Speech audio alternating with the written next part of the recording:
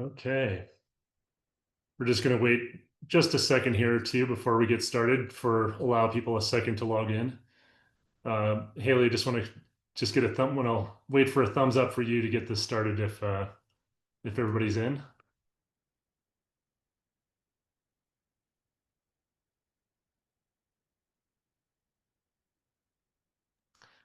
It looks like I think we're probably good. Got quite a few people in. Might catch a few stragglers. So Okay, great. Thanks, Haley.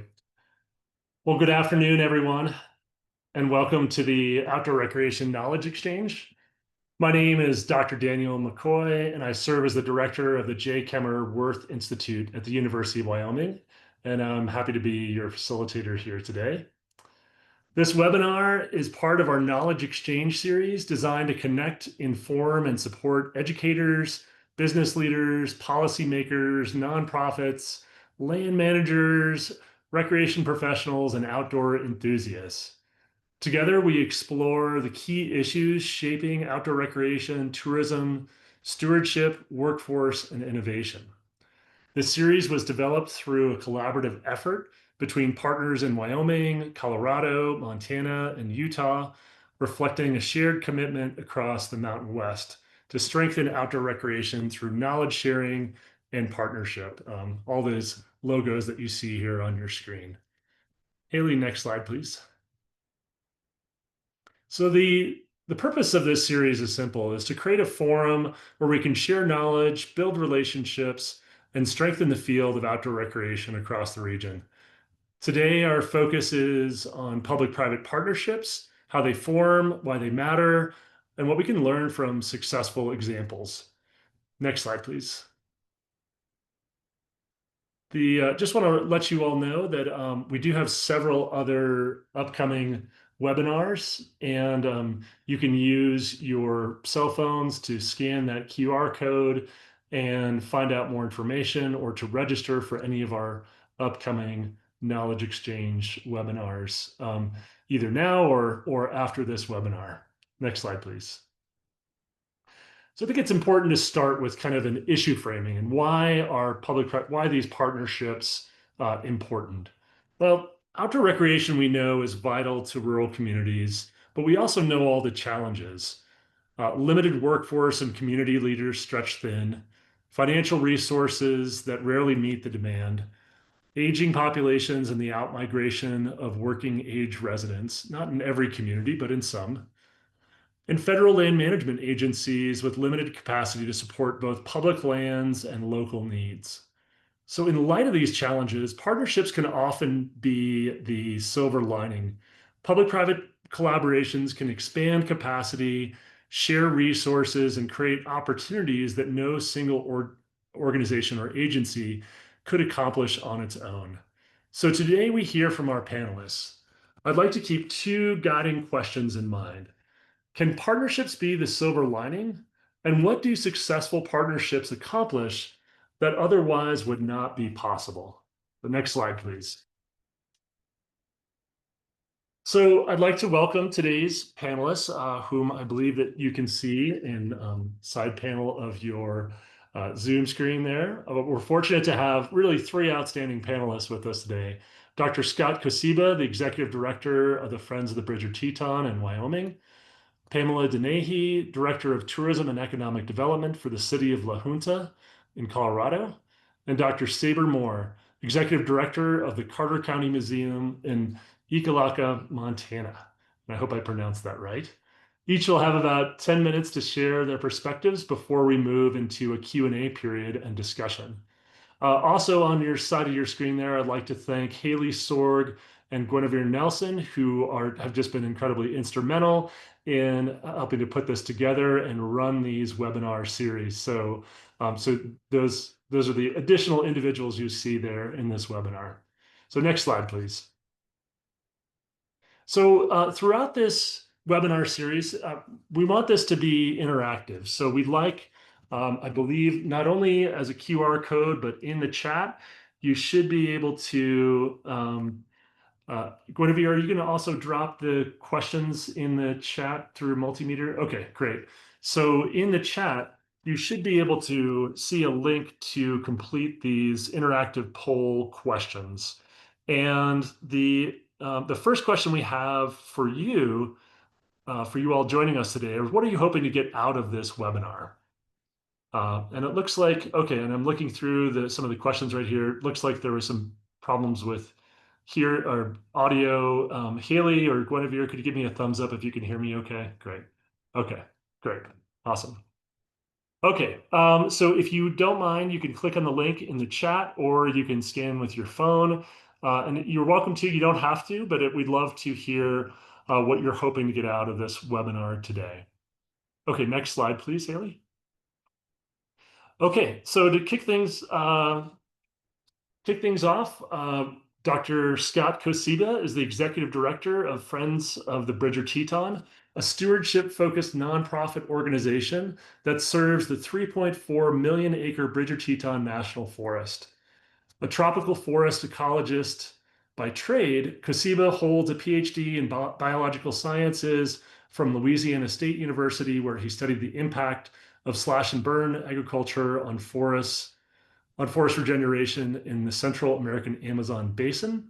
Dr. Kosiba is a former U.S. Forest Service employee, having worked as a wilderness ranger in the Jim Bridger Wilderness Area on the Bridger Teton National Forest, and he's dedicated to supporting our public lands. A longtime resident of Pinedale, Wyoming, Kosiba also serves on Pinedale's town council. So Dr. Kosiba, we'll turn it over to you. Thank you, Dr. McCoy, and thanks to Haley and Guinevere for helping to set this up. I do not have a slide deck to share, so you get to look at my shiny bald head. So as Dr. McCoy said, Friends of the Bridger Teton is a stewardship-based partner to the Bridger Teton National Forest here in Western Wyoming. For those of you who are not familiar, the Bridger Teton is the 5th largest national forest in the system, 3rd largest in the lower 48, encompassing roughly 3.4 million acres, and acre for acre, it's about the size of the state of Connecticut. Our organization is, we just turned 5 years old, so we're very young.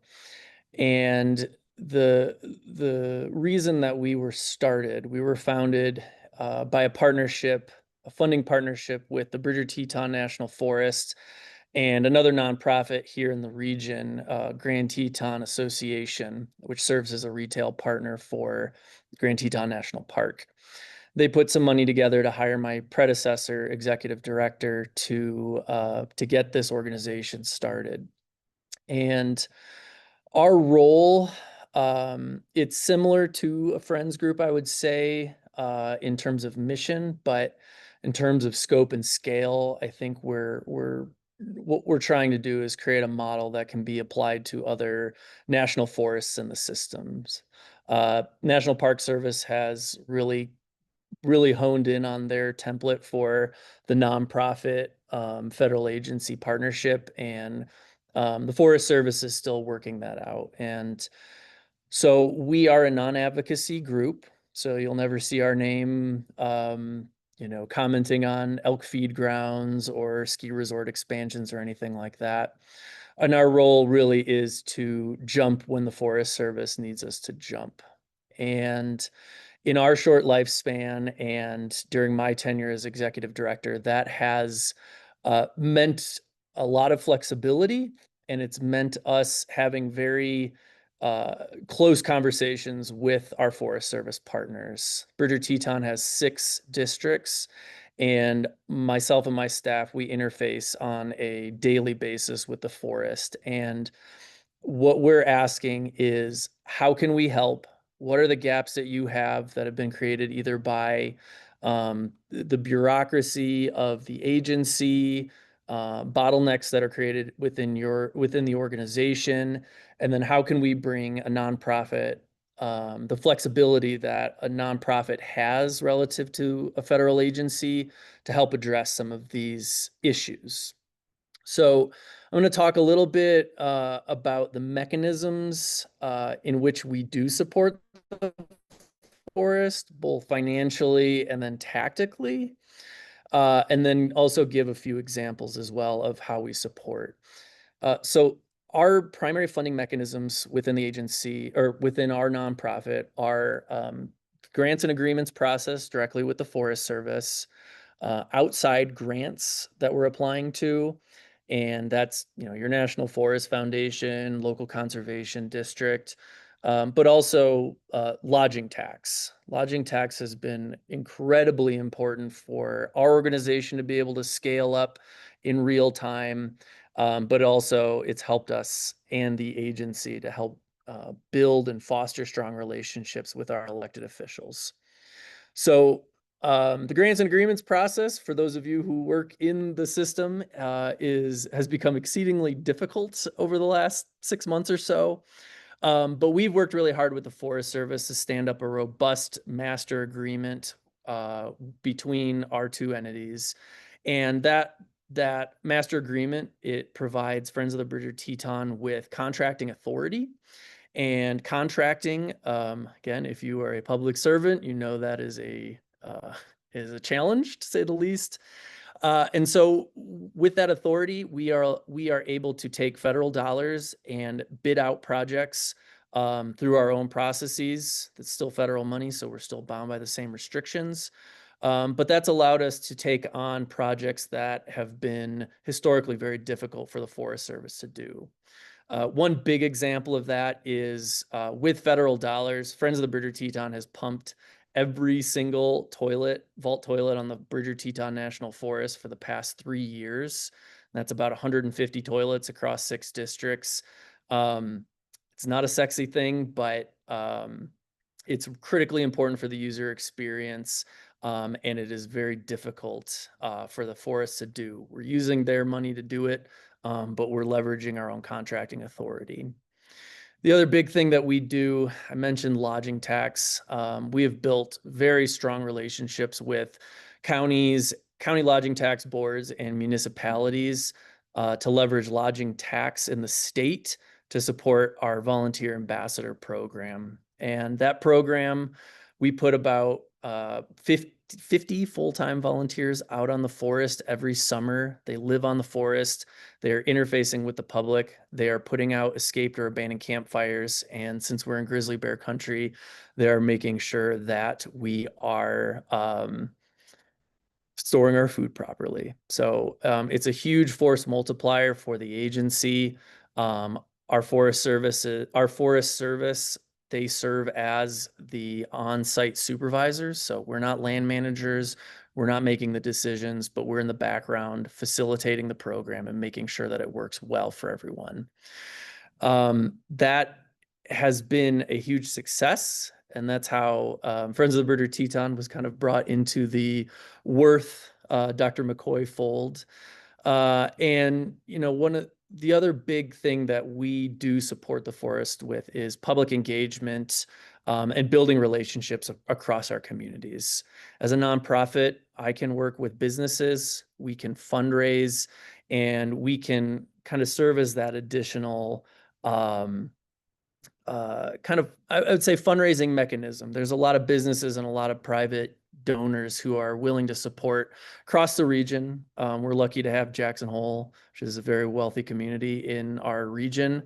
But folks really do support our public lands, and we're able to provide a mechanism for folks who, hey, if you want your road bladed, you can donate to Friends of the Bridger Teton, and then we can work directly with the agency to make sure that that work gets done. So those are just a couple of examples of what we do. But I'll just say, the most important thing that I think has made our organization successful is our ability to be flexible and nimble.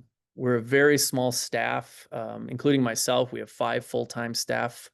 In the summer, we bring on about 15 to 20 seasonal employees to support clearing trails and doing various things, supporting roles on the forest. But every year, in my 4-year tenure with the organization, every year has looked different, and outlooks are looking like they're going to continue to be volatile and ever changing. And so we are constantly looking at how we can modify our role to make sure that we're best supporting our federal partner. Thank you. Great. Thanks, Scott. One question before we move on to our next panelist that kind of came in. For lodging taxes, how are you kind of utilizing these in creative ways? Is it fair to say that, you're providing visitor services on the national forest? Is that kind of how you guys lean into the lodging tax piece? Yeah, great question. So a few years back, the state of Wyoming changed the rules on how lodging tax could be used. So historically, it was heads and beds and marketing. But the state changed the language to include a line that said, enhance the visitor experience and educate visitors. And so we have been able to leverage to date almost $3 million in lodging tax dollars, primarily from the Jackson Hole Travel and Tourism Board. But that lodging tax in Teton County and elsewhere fully supports our volunteer ambassador program. And it is engagement, it is education, and then it is kind of mitigating the negative effects that we are seeing from increased visitation. So it's been a really important force multiplier for our organization and the forest. And we are working diligently outside of Teton County to start leveraging lodging tax elsewhere. So this year, for example, is the first year we are supporting volunteers with Sublette County lodging tax dollars in the Pinedale area, Star Valley Ranch, and Alpine, which are municipalities south of Jackson and Lincoln County, have also granted us funds to support volunteers on the grounds. Great. Thanks. That's really helpful. Haley, could you put the slides back up and move us to our second question, I believe, and then Guinevere, if you don't mind putting that into a link into the chat. So yeah, before we move on to our next panelist, just want to take a pause here and ask those of you who are joining us today, what has worked or been difficult about partnerships in your own community? So you can either scan that with your phone, the QR code on your screen, or you could click on the link inside the chat that Guinevere has provided. Okay, next slide, please. Okay, our next panelist to talk about a very different partnership is Pamela Denahy, the Director of Tourism and Economic Development for the city of La Junta, a rural town in southeast Colorado. Since she began with the city in 2007, Denahy works to creatively leverage, highlight, and emphasize La Junta and all the city has to offer. She also serves on the Great Outdoors Colorado Board of Directors, an organization that invests Colorado lottery proceeds in the state's outdoors. They received her bachelor's in mass communication from the University of Southern Colorado, which is CSU Pueblo. She has more than 20 years of professional public relations and marketing experience. So Pamela, kick us off here, please. Thanks. Thank you for that introduction, Dan. Yes. Hi, everyone. Like Dan said, I'm Pam Denahy. So if you're not familiar with La Junta, which I'm sure you're not, we are a town in rural southeast Colorado. Our population is about 7,100. Our tagline is rich history, unexpected adventure. So from a tourism standpoint, I represent our tourism board, which we began in 2010 as an advisory board. So we manage the collection and expenditures of a 4.5% lodging tax. I know that Scott was talking about the importance of lodging tax. The revenues collected through the lodging tax are only allowed to be spent on tourism-related functions. So there was no really tourism promotion before 2010. We average about $225,000 per year, so it's a very modest budget, but for a small community like us to be able to invest back in tourism has been instrumental. We collect on the 7 lodging facilities we have in La Junta. I know Scott mentioned the Wyoming rules are a little bit different here in Colorado, but that's just an overview of who we are. Next slide, Haley. So I'm here today to talk about tarantulas. So like I mentioned, we've been doing really working on tourism since 2010. We had to build our organization. We had to do all of those things. So it took us quite a while to do that. But then we really started partnering with our local state tourism office, the Colorado Tourism Office, who has been instrumental in the success we have seen in everything we've done thus far. So in 2018, we were granted a capacity building workshop type thing through the Colorado Tourism Office to invite community members to come and talk about tourism and what we can be doing. And I had been hearing about tarantulas. I was born and raised here in La Junta, and it had just never been really understood what that looked like. So this idea began in 2018 about tarantula tourism. They're not native to us. Tarantulas are all over the place, but we're very fortunate enough to have over 400,000 acres of public land that's managed by the U.S. Forest Service, which is another strong partnership we have. So from the very beginning, when we were talking about tarantula tourism, we wanted to start promoting tarantula tourism, but we were very intentional and thoughtful about how we can do it in a sustainable and an educational way, taking in the fact that, again, those 400,000 acres of land that we have of public land, we wanted to make sure we were being good stewards of the land. And also treating our tarantulas as the wildlife that they are, and encouraging people to come and visit us and learn about the tarantulas in an educational way. We had lots of ideas about making it, it can be around Halloween, and making it be this fun event, but we really pushed hard to learn everything we could about tarantulas from an educational approach. So that's how the idea of tarantula tourism began. Next slide. So from that, we started putting together this idea of how do we promote this. We had got our brand, Rich History, Unexpected Adventure, and that was to promote all of La Junta. We were very fortunate enough to have a Colorado Tourism Office that not only has grant funds with cash dollars, but a lot of capacity building, mentor building, consulting services that we were able to use. So we were able to create a sub-brand of our main brand and integrate the tarantulas in it. And that's when we came up with Tarantula Trek, a mating expedition.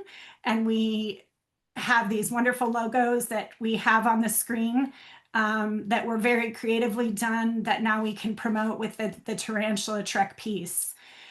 We were able to create a microsite. Those monies were also from a grant that we received from the Colorado Tourism Office that went into all of the details by putting out just some little seeds of information in 2018. The interest grew and grew and grew. So we were able to take all the questions that we had been being asked and put those on our Tarantula Trek website that talks about where you can find the tarantulas, how you can find the tarantulas, the best time of day to find the tarantulas, to really narrow it down to, we can almost guarantee you in September, which is prime viewing, some into October, we can almost guarantee you that you will be able to find tarantulas at dusk at the perfect place. Next slide. So from there, after we built our Tarantula Trek following, we came up with a Tarantula Trek Fest, or a Tarantula Fest. We are in our 4th year. It's titled the La Junta Tarantula Fest. We are upcoming in September 26th and 27th. And again, we lean in heavily on the education piece. So we have tours, we have some really great volunteer tour guides that come and we take our city buses, we go out onto the grassland, which again is managed by the U.S. Forest Service, and talk about tarantulas. We've been working with a lot of great researchers that have helped us learn more about the tarantulas. So we really, again, push that education piece. It's a really exciting event. We're in our 4th year. Our tarantula tours are already sold out. We had them open for about a month. So, we've really found our niche here, and tarantulas are authentic to who we are. And that's what we've been really working to promote. Next slide. So again, I mentioned the sustainable approach. The next step we did, we have seen a lot of people coming for the tarantulas, and they are not always doing it in the most, the people that are visiting our website, they know, but we've had a lot of incidents of people stopping in the middle of the road or crossing fences into private property. So this is another partnership through a grant that we had with the Colorado Tourism Office that we created a respectful use campaign. We started working with a working group that included the private property owners, the State Patrol, our Sheriff's Department, our local law enforcement, the U.S. Forest Service, our National Park Service, all of those people, we brought them together and said, how do we continue to build this event, build this tarantula trek season, but doing it in a thoughtful way. So these are the messaging and content themes and content that we came up with. Plan ahead for safe viewing. Tarantulas aren't dangerous to humans. Stopping on the road is. Respect private property. Tarantulas only beyond this point. View with care. Tarantula love is tough love. Let's not make it tougher. Protect our habitat and heritage. Tarantulas are only part of the story. And be tarantula expedition ready. How to prepare for a tarantula trek. The QR code goes to our website that has much more information about the best way to show up and experience the tarantulas. We've had booklets that have this information because internet and Wi-Fi is not great out on the grasslands. So we give them to our local State Patrol, U.S. Forest Service law enforcement to hand out to people if they have any incidents, to really talk about how's the best way to show up and view the tarantulas. So this, like I said, from when we started doing this, it was really important for us to promote this from a sustainable and educational approach. Next slide. So I'd encourage all of you to visit our website, visitlahunta.net. We have great information. Visit La Junta has a lot of history and heritage that we also like to promote. I'm here today talking about the tarantulas. I encourage you to visit our website and learn more about it. Our microsite gives a lot of great information on how to show up and view the tarantulas, and then more information on the Tarantula Fest website. But we couldn't have done this without our partners through the funding of our Colorado Tourism Office and the partnerships of the U.S. Forest Service and all of the wonderful partners that we've had. So that's all I have for today. Thank you for your time. Great. Thanks, Pam. I really appreciate that. Haley, actually, before we move on to the next question, I might just, if I could just share my screen here or to just kind of go over some of the questions and things that we've already received just for our panelists so that you guys are kind of aware.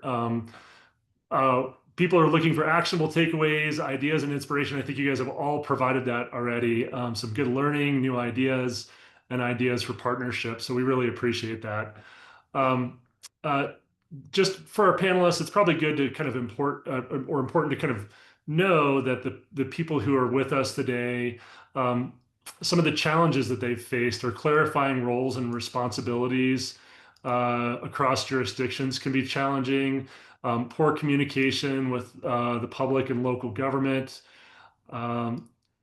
Seems like there's local policies tend to be full of animosity rather than cooperation. So it seems, it's good to hear that there's been positive things that you all have been able to do. Consistent turnover with federal positions makes building relationships that last difficult. Challenges with the tourism board to know what can or cannot be done. Bureaucratic processes. I'm seeing a lot of head nodding from Scott here. So just a lot of really good feedback here from the audience and kind of what some of the challenges that they've faced with partnerships. So I'm just hoping that our panelists might be able to kind of just keep those in mind as we when we move into the Q&A session at the end of our three presenters. So yeah, Haley, would you mind sharing then the last interactive poll question, and then Guinevere, I believe, will put this in the chat as well. Yeah, what advice are you seeking from our panelists to help you enhance or establish a partnership? So if you wouldn't mind answering that last question for us while I introduce our final panelist, then that'll help set us up for the last round of Q&A at the end here. So, all right. Dr. Sabre Moore is the executive director of the Carter County Museum in Ekalaka, Montana.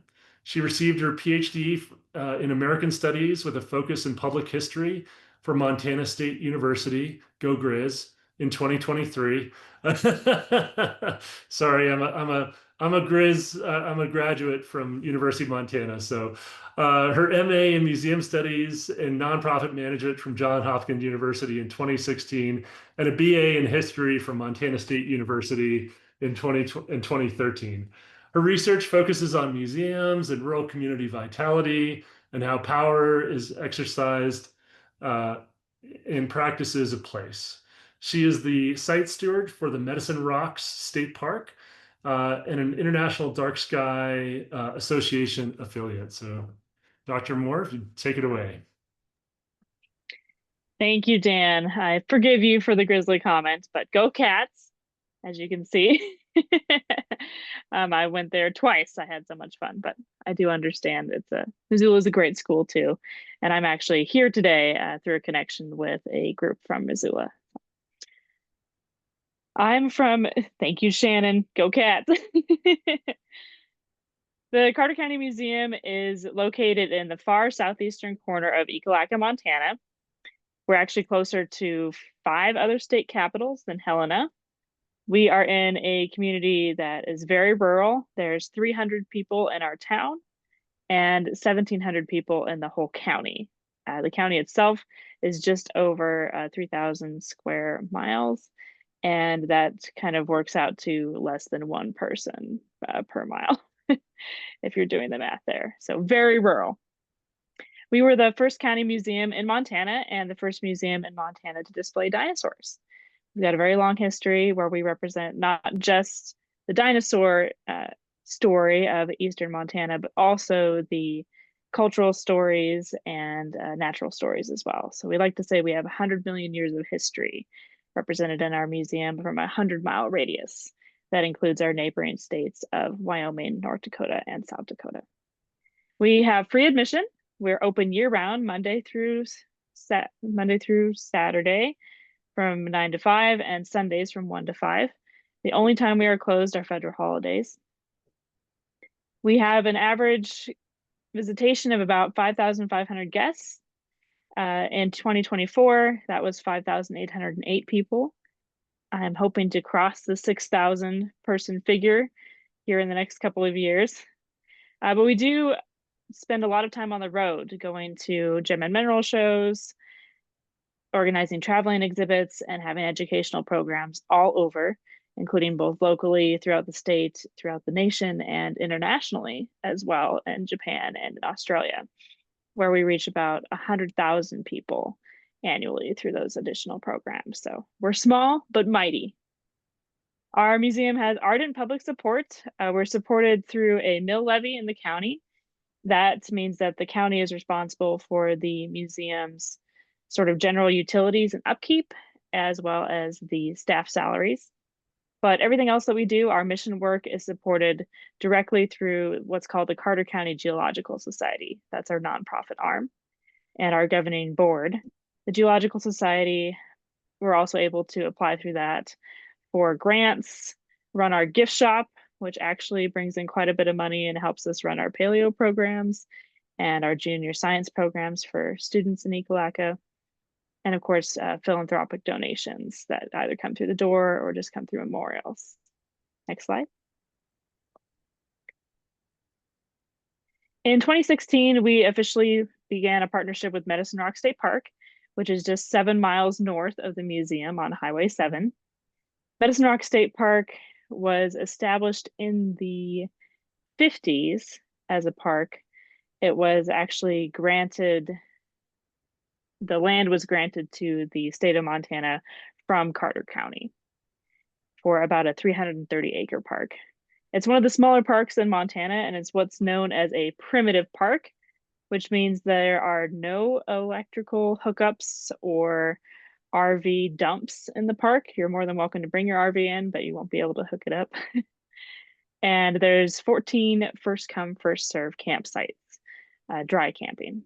There are about 4 different latrines located throughout the park, so there are some vault toilet style bathrooms. And while we have only officially been working with the park since 2016, we have a long-standing history with having programming and picnics out there since the beginning of our museum and before it was an official park. It's very well known for having these sandstone rock formations that you can see on this slide, and also inscriptions that go back as early as 2,000 years ago from different indigenous nations, as well as European settlers when that began happening in the 1850s. The park is also famous for having been visited by Theodore Roosevelt in his Hunting Trips of a Ranchman journal. And we see a lot of people that are coming through and following his trail as people are heading to the new presidential library that opens next summer. We currently operate several public programs, including hikes and night sky events at Medicine Rock State Park each summer. We helped the park achieve what's called Dark Sky Sanctuary status in 2020. That means that Medicine Rock State Park is recognized internationally as one of the places that you can see dark skies, the darkest skies. So you can consistently see the Milky Way, you can consistently see the Pleiades and count all the stars in them with a naked eye, which is pretty special. And it's just a really amazing place to come experience and be part of. In 2022, we worked with the Montana Fish, Wildlife, and Parks Department to apply for a grant for a night sky viewing project. That project encompassed a night sky viewing area. So you drive in, just exit off of the park road, not too far into the park, and then walk a short 200 to 300 yards to a night sky viewing area. That was, of course, started in 2022. In 23, we applied for the grant. And in 25, we finished the trail. These things move very slowly. We still are working on getting the vault toilets done and the sort of visitor area and kiosk. But we did have our first events at the newly constructed Night Sky Trail this year. Next slide. Another project that we've worked on is Montana's Trail to the Stars. That was begun in 2022 with a tourism grant for what's called the Rural Montana Initiative. That focused on the eastern side of the state, which is why you don't see anything on the map on the western side. This Eastern Montana Initiative was a goal of the state of Montana to actually push people from the more urban, sort of crowded areas in western Montana into the rural east. And we felt that dark skies, and of course, night sky tourism was really the low-hanging fruit because less people out here, less light pollution, and an ability to actually capitalize on what a lot of other states, especially Utah and Arizona, already have, with people traveling with their cameras and their telescopes and wanting to view a more pristine night sky. There's about 50 different places listed on this map that you can go to, and a combination of both public and private partnerships. Next slide. These are all the areas listed out. We did it by tourism region. So this was a grant that was led by Missouri River Country, and then Southeast Montana, where Ekalaka is from, and then Central Montana all joined together. We had that grant only in 2022 that funded the creation of these maps and the Trail to the Stars website, which you can get to by scanning that QR code at the bottom. And since then, our individual tourism regions have provided funding to kind of keep those maps and that trail going for subsequent years. We do hope to eventually partner with the state again on another grant and actually extend it to the western part of the state, because we do recognize that there are dark skies on the west side as well. In fact, there is 2 other dark sky sanctuaries, Glacier National Park and the Bob Marshall Wilderness. And that's it. Thank you. Great. Thanks so much. I've got a quick question for you before we kind of go to the Q&A for the panel. And Haley, if you wouldn't mind taking down so we can go to the squares, Hollywood squares here really quickly. Sabre, I mean, there's a lot of other benefits too to becoming a night sky certified either destination or city. Have the communities kind of adopted those practices? I think isn't that kind of part of the certification for like basically how lights within the city are installed or maintained, and have there been benefits to the local community beyond just tourism, but for maybe kind of the understanding of the importance of maintaining dark skies? Yes, absolutely. So I do programs every summer at Medicine Rock State Park about the importance of dark skies.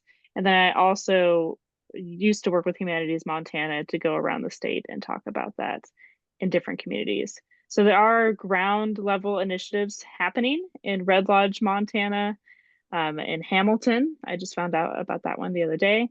And also very, very small ones occurring in some of our larger cities like Kalispell and Glendive and Great Falls, where people are trying to advocate and trying to get those lights shielded, warmer, and to an area where it's not only better for wildlife and people, but also better for budget as well, where that light's not being wasted going up into the sky. Ekalaka itself has taken its own time. We're still working on a local initiative here, but individual homeowners have been able to change their lights around. So it's a slow process, but being able to help kind of capitalize on not only those natural and cultural benefits, but also on the economic benefits of bringing that astro-tourism to your community has certainly helped that conversation. And also helped us start to invite private entities onto that Trail of the Stars as well. So our next expansion of that will include those private entities that have dedicated themselves through some sort of dark sky status. Great. That's helpful. Thank you. All right. So people who registered for this webinar, when they did register, they submitted questions ahead of time. And I'd kind of like to go through some of those questions now for our panelists. And this has actually come up multiple times and from some of our registrants, but and you guys are welcome to take this, whoever feels like most qualified or has something that they want to say, and don't feel compelled to say anything if you don't have anything to add to this. But lessons learned, what would you do differently?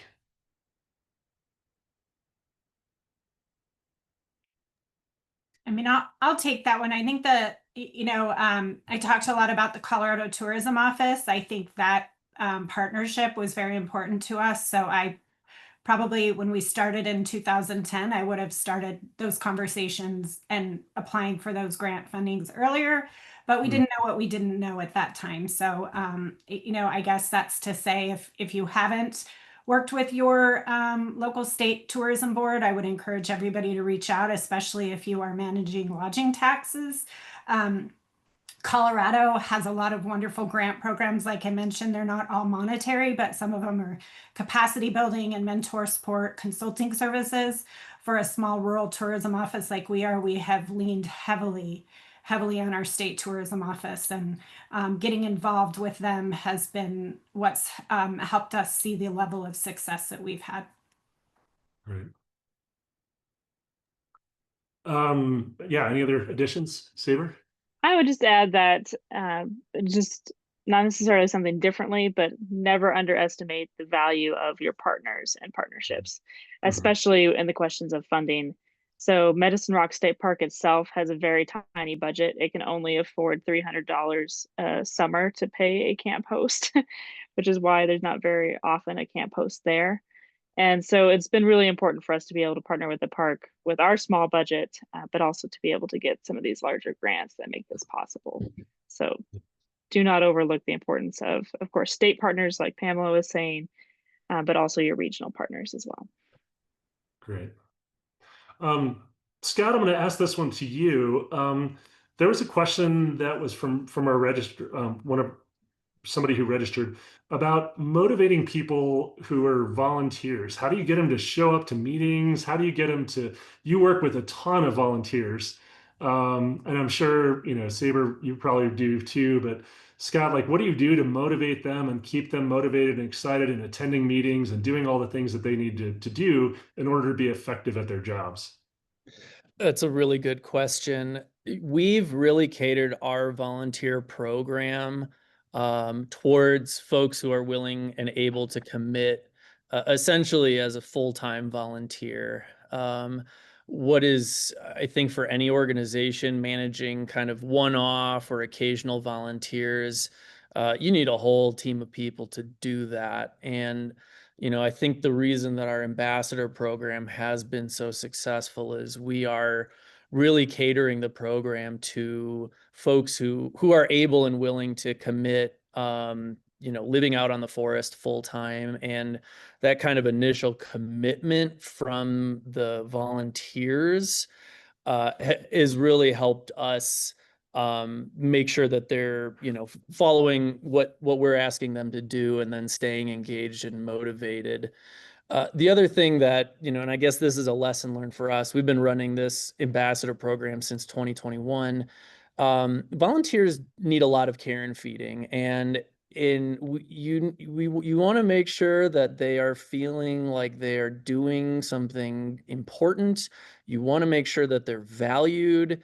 And over the course of us running this program, we have implemented opportunities for volunteers to engage with each other. So we have folks spread over a huge area. And so getting them together, we just had our volunteer appreciation event last week, and it was fantastic. We do enrichment opportunities throughout the season. And then we also try to get kind of outside thanks going on. So one of our local ski resorts actually donated pairs of tickets to their entire concert series this year. So we were able to raffle those off to our volunteers. But it is it's a constant thing. And our solution to it has been really focusing our efforts on folks who can commit full time. I think eventually we'll move into the one-off volunteer opportunities, but that's a whole nother beast. Mm-hmm. So, and from our three panelists, another question that I have that came into federal funding of all the three, our three panelists today, I think, Scott, are you the only one who, or Pam or Sabre, do you guys deal with federal funding at all too? I mean, Pam, you deal with kind of a partnership with the National Forest there locally, but no federal funding. So the question really, the partnership and the federal funding landscape has changed. Any advice or resources for navigating those changes? It's kind of probably an active question too. Literally the grants and agreements process, it seems like it has changed almost daily this year. Things that historically would have taken a couple weeks to get through are now taking several months. Things that would just have gone to the regional office are now going to Washington and to Doge and taking 3 to 4 months if you're lucky. My recommendation is, we've talked a lot about relationship building. I think building trust, building relationships, not only with your federal partners on the ground, but also, whoever's managing the grants and agreements processes higher up. For us, it's at the regional level. And then just be willing to be patient and flexible. We have a number of grant agreements that are in the hopper right now that, in terms of budgeting, we're just not counting on. And then if and when they go through, it's kind of a nice, it's a happy ending for us. But really we've really leveraged grants and agreements. And these aren't federal grants, but these are non-appropriated dollars, fee dollars, outfitter guide dollars, typically from the forest. Can't speak to federal grants with a capital G. But really just, if you're able to diversify, if you're able to, kind of find alternative revenue sources that can flex in if things don't work out. I think the flexibility really in the moment we're in now is absolutely key. Yeah. That's really helpful advice. Yeah, hopefully people can find those resources and nail those down. And I would just add a quick thing on our end. We've kind of been able to take a reverse approach, and the partnerships are very important. So we've been working really hard with our National Park Service as well as our U.S. Forest Service, and the questions are what can we do to help you navigate this? And the answer from the National Park Service was help us with stickers. Like, you know, because getting funding is so hard. Our National Park Service, Bensold Fort is going through other challenges as well. So, you know, we're helping navigate through that. So, you know, I think it's really important for all partnerships for them to be mutually beneficial. And it has to be not just what they can do for us, but what we can do for them. And it's not necessarily always monetary driven. But I do think just having those conversations and those touch points, understanding that we as a tourism board, even though we're a city municipality, we have red tape. It's not even close to the red tape they have. So that's kind of how I would reverse engineer that question as well. Great. And Pam and Sabre, a question that has come up several times about best practices, and this could be like, you know, what are the best practices for these partnerships that you have? One of the best practice questions kind of relates to like, how do you ensure that these things survive turnover? But it could also be just like, what are the big high level things that, I mean, Sabre, you're working in very rural communities. You know, there might be turnover, or it might be just really difficult to kind of interact with people. So what are the best practices that are really kind of assured that Pam and Sabre, your partnerships have survived and will continue on in the future? Yeah, as you can imagine, we've had a lot of turnover here, especially in the Montana State Parks Department, but also at the national level. We do work with the BLM regularly and the U.S. Forest Service. And what I've found to be, of course, number one is that open communication, and also just being aware myself of as things are changing, as really paying attention to those emails when someone says, hey, I'm retiring early. My spot might be taken by somebody else, and just responding and saying, you know, I'm so sorry to see you go. Wish you best of luck. Please put me in touch with your successor or with your office. And then being the person to take the initiative to introduce myself, introduce our relationship, act like they have no idea that this exists. Because in a lot of cases, that's one of the last things that new people get as they're coming on board, is this little museum in rural Montana and that partnership, which is actually one piece of lots of pieces for them. But just to let them know that we're here and that we're doing, like Pamela was saying, we are still doing our work and still doing all the outreach programs that we've always done, and we're there to help them with that. I would also add, kind of in reference to what Scott was saying earlier, we do a lot of appreciation for our landowner partners, for our partners with Medicine Rock State Park. We have events, we feed them. You know, number one is to feed people. He's right. Especially if you can give them free food and, you know, non-alcoholic drinks in our case. And then we also do t-shirts for our partners and volunteers, and mugs if somebody's come on in a monetary side of things. So we're really fortunate to be working with a lot of local artists here and have the ability to do some fun merch that helps, you know, really keep those relationships front of mind. Great. Another question that came in, some advice that they're seeking from you all. So how about on the bad side of partnerships? I don't, we used some good examples here, but you know, if there, or partnerships that have started and then failed, or but I don't know if you guys can really speak to this because all of yours have been successful, but maybe there's like a portion or an aspect of the partnership that kind of, you tried to get it going and it just didn't, it just kind of collapsed or didn't work. And what are some lessons learned from those types of things? I can speak to that, certainly. Because we're a small organization and we're young, we're kind of the new kids on the block. And so when we got started, there were existing relationships with the forests and other NGOs.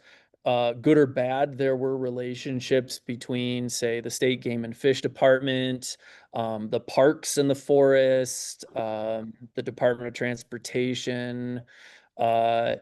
We're in Western Wyoming, and so if you're outside of Teton County, the local electeds often don't have a favorable opinion of the federal government.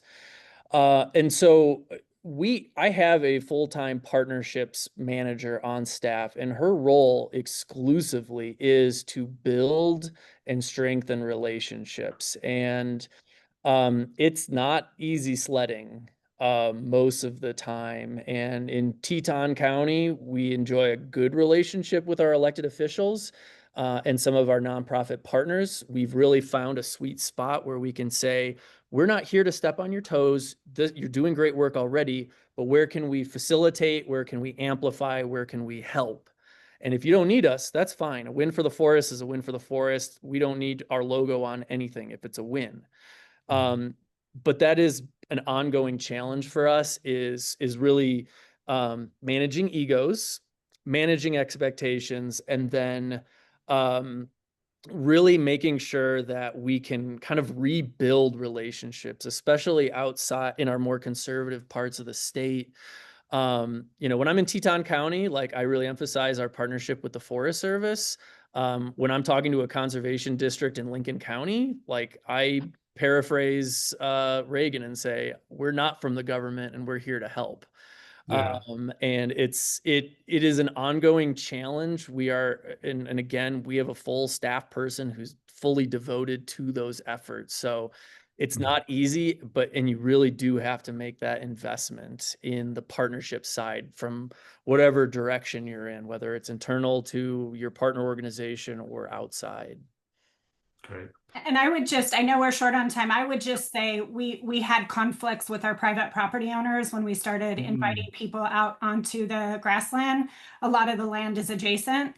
And so we leaned into them and we called them and we said, please come help us. And so I think you've got to lean into the tough conversations. We're fortunate to have a facilitated conversation. And that's what got us to all these talking points around that. So I think it's important to invite the people that you're having the most conflict to the table so they can be part of the solution. Well, Pam, that's a great kind of closer right there. On that note, Haley, would you mind putting up the last slide here for us? Great. So I want to thank our panelists today for sharing their expertise. And thank you all for joining and engaging in today's knowledge exchange. I just want to let you all know that a recording of this webinar will be available next week in the University of Wyoming Worth website. And since I'm moderating today, I get some shameless promotion for opportunity here for the Wyoming Outdoor Recreation Summit, which will take place April 3rd through May 1st in Saratoga, beautiful Saratoga, Wyoming in Carbon County. You can find more information about that on our website. And just a reminder for those, I know there are a couple people here for the webinar that were in the agritourism space. We'll be talking all about that at the next webinar. So thank you, panelists. Thank you, Haley and Guinevere, for helping out running today's webinar. And thank you all for joining us today as well. Take care.